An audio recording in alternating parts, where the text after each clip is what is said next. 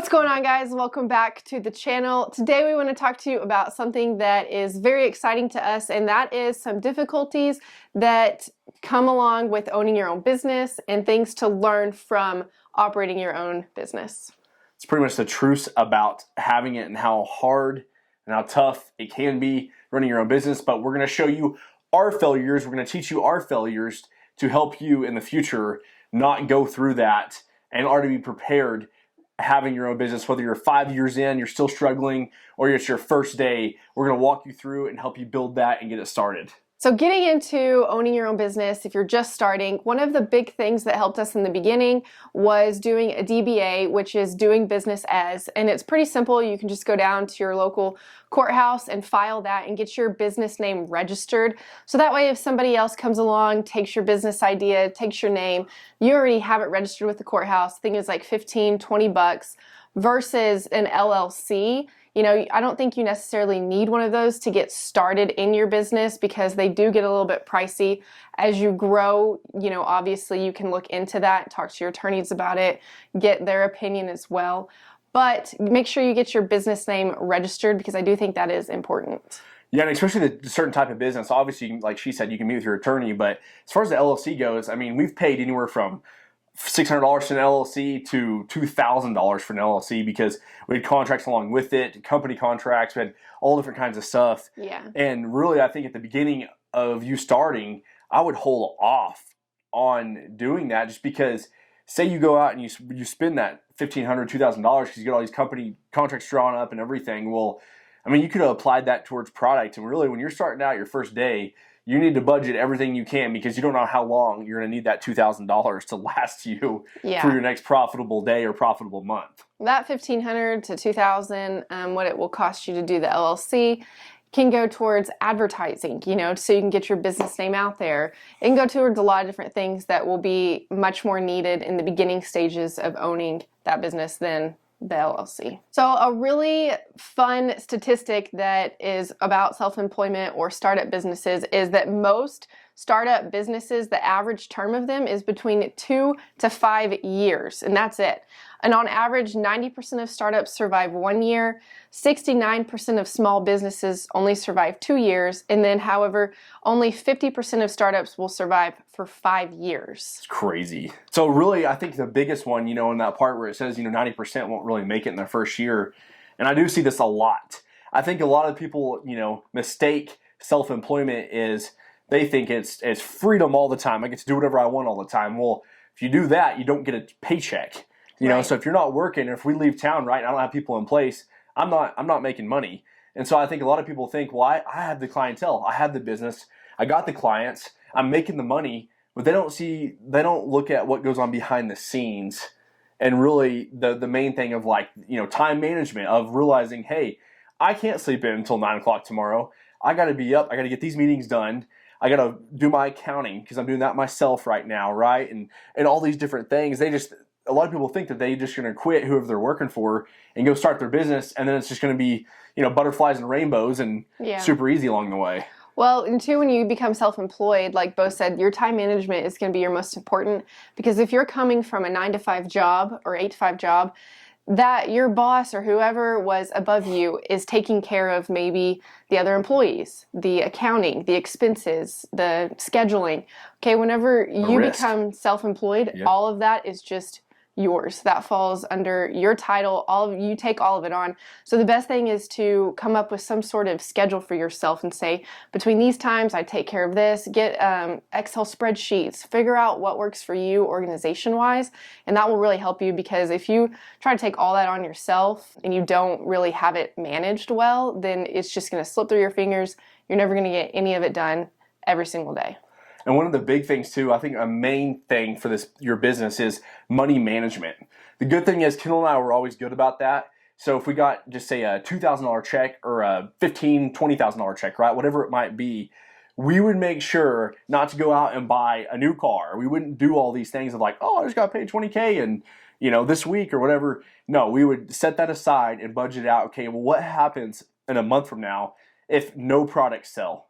Or I don't have any jobs, or nothing, I can't work construction. Well, I got enough budget now that I got this planned out. So then my payments are taken care of, my business is taken care of, and I'm still running my advertising and and all those different things that you have to make sure and you got to plan out. And we don't want to scare you away. Like, this video is to encourage you too, because we don't want to scare you away from being self-employed. Oh, yeah. Because it's the best thing that we ever did.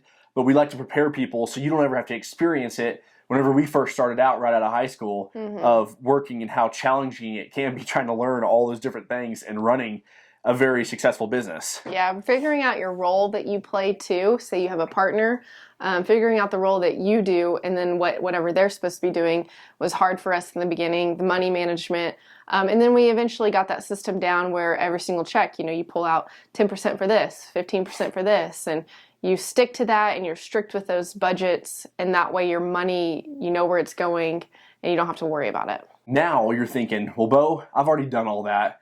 I'm 5 years into my business and I'm still struggling. Well, first you got to map out whether you're 5 years in or this is day one. The biggest thing that helped us is no matter what we got started, is we'd go back and we'd look for our center of influence, right? Everybody that knows you or knows of you from a friend, and you want to let them know what you're doing.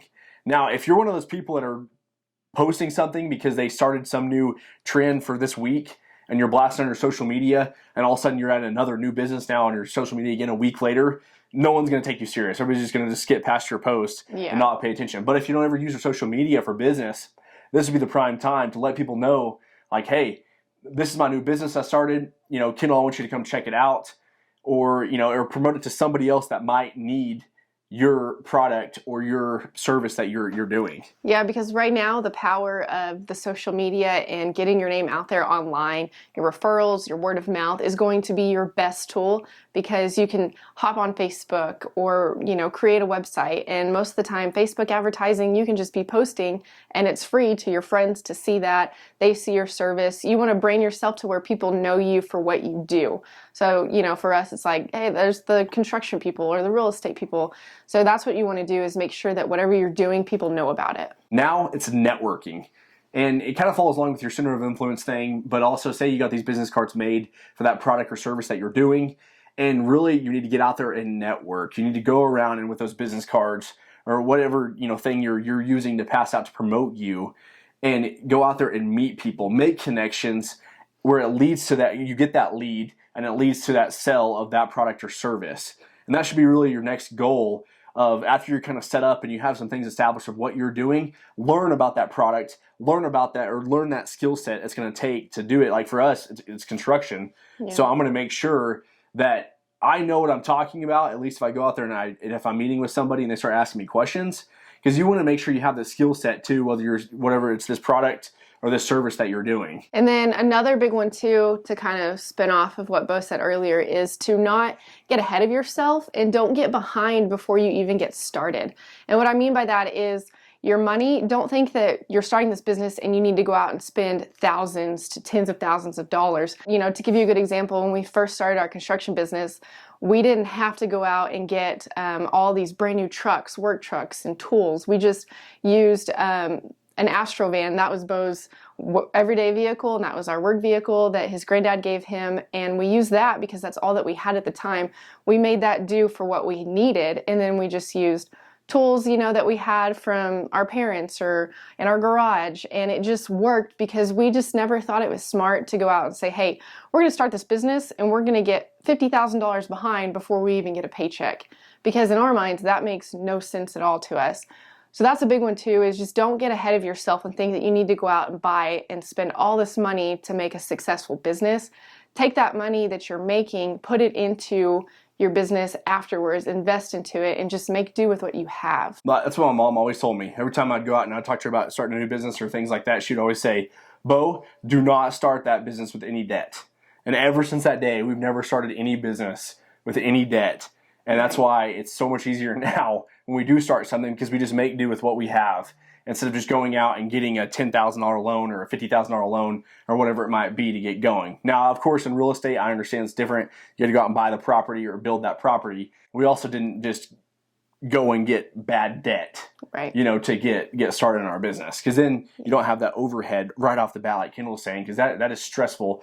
Yeah. Say you're just starting out, you haven't sold anything or even sold your service yet, and yet you have, you know, $50,000 that you just got a loan for that you're trying to figure out how you're going to do that. And you go buy all these tools and you have no jobs confirmed. Like, that is stressful. And I'm not saying that you can't go and spend any money, because you will have to order things. You know, you might need some advertising on social media. You might need business cards. There's going to be things that you're going to buy, obviously. Just don't waste the money that's not needed to be wasted in the beginning. So if you made it this far, thanks y'all for watching, and we'd love to hear your feedback. So if you're going out there and you're starting your business, or you want to start your own business, comment below and tell us what business you're interested in and give us feedback on that. And tell us, you know, we could do a part 2 to this video and answer more of your questions that you have. If you've already made it this far, please like and subscribe to the channel. We'd really appreciate it. And like I said, comment below.